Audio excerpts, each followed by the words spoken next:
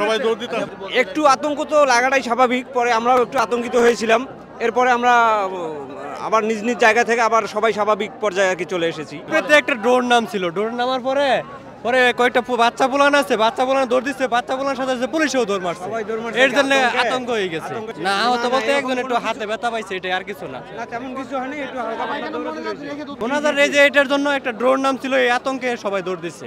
যে মানুষ বুঝতে পারে না, সবাই ড্রোন দেখে অনেকে আতঙ্কে আর কি কিছু বাচ্চা কাচ্চা দৌড় দিছিল এই সময় আর কি। এই জন্য সবাই মিলে আর কি ওই ঝোঁকে মানে দৌড় দেওয়ার পর তাৎক্ষণিক আবার জিনিসটি আবার মানে ইয়ে হয়ে গেছে, মিউচুয়াল হয়ে গেছে। ওখানে পরে আর কোনো সমস্যা হয়নি, আমরা সুন্দরভাবে মোনাজাত করতে পেরেছি। একটু আতঙ্ক তো লাগাটাই স্বাভাবিক, পরে আমরাও একটু আতঙ্কিত হয়েছিলাম। এরপরে আমরা আবার নিজ নিজ জায়গা থেকে আবার সবাই স্বাভাবিক পর্যায়ে আর কি চলে এসেছি। তা মোটামুটি ইনশাল্লাহ সহি সালামতে আমরা মোনাজাত করতে পেরেছি। এই জন্য আল্লাহর দরবারে লাখো কোটি শুকরিয়া জানাচ্ছি। এবং এখানে মূলত ওই ড্রোন যে আছে না, ড্রোনের আওয়াজটা ছিল নিচে আর কি। ওই সবাই তো ছিল মোনাজাতে মগ্ন, তো সেই কারণে ড্রোনের আওয়াজে মানুষ আতঙ্কিত হয়ে গেছে। মনে হচ্ছে যে একটা সাত গ্রুপ আছে, ভাবছে যখন হয়েছে এখানে, সেখানে মানুষ দৌড় দিচ্ছে পিছনে আর কি। এখানে আর কিছু না, ঘটনা ঘটনা নাই। আতঙ্কিত হয়েছে তারা তো এর আগেও এখানে হামলা করছে, টঙ্গী ময়দানে তারা এর আগে হামলা করছে, আপনারা সবাই দেখছেন, বা আমাদের কয়েকজন শহীদ হয়েছে। তো সেই কারণে মূলত আতঙ্ক যে তারা আসলে এখানে বিদ্যুৎ করতে পারে কিনা, পুরো আতঙ্ক সেখানে, আর কিছু না।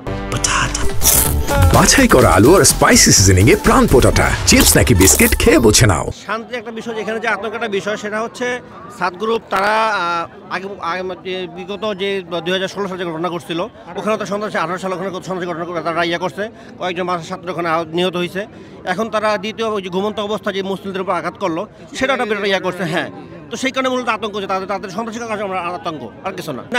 আমরা ওখানেই ছিলাম, মোনাজাত শেষ হয়েছে, মোনাজাতের মাঝখানে যখন আওয়াজটা হচ্ছে তখন আর কি ওটা নিচে নামছে, ওটা মানে 2 মিনিট 3 মিনিট মোনাজাত 3 মিনিট আগে আর কি। ওইটা যখন ড্রোনটা নিচে নামছে তখন আওয়াজটা মানে মানুষ বিকট শব্দ হয়ে গেছে আর কি।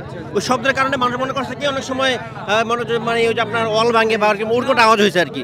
এই কারণে মূল সমস্যাটা আর কি, তাছাড়া এমনি মানুষ আতঙ্ক কিছু নাই আর কি। মোনাজাত অবস্থায় আছি, দেখি হুম করে উঠলো একটা আওয়াজ, তো সবাই এদিকে আসতেছে, আমি নিচে বসে, তো আমি তো মানুষের নিচে পড়ে গেছি। ঠিক আছে, এখন কি দিয়ে উঠতে তো পারতেছি না, এখন যেভাবে হোক উঠছি, উঠে দেখি যে কিছুই না, মানুষ এমনি আতঙ্কের ভিতরে।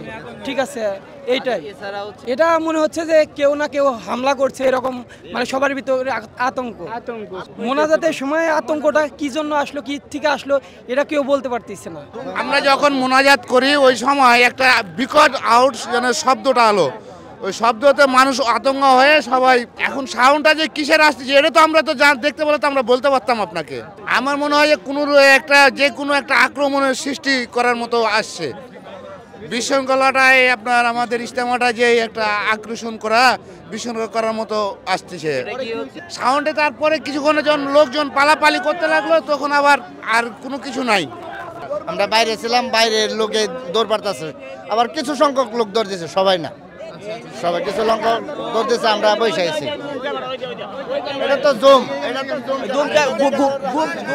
ক্যামেরার জন্য আমরা মোবাইল হারাইছি ভিতরে, সবাই দৌড় মারছে, রাস্তাতে দৌড় মারছে, আতঙ্কে উল্টে গেছে ভাই। আমরা মোবাইল জুতা দিয়ে দৌড় মারছি ভিতরে দিয়ে, রাস্তাতে দৌড় মারছে, আমরাও দৌড় মারছি ভিতরে তো দেয়া গেছে না, সবাই দৌড় দিছে, হাজিরা দৌড় দিছে, আমরাও দৌড় দিছি। ঠিক আছে, স্বাভাবিক, সামনে দৌড় মারলে পাশে দৌড় দিবই।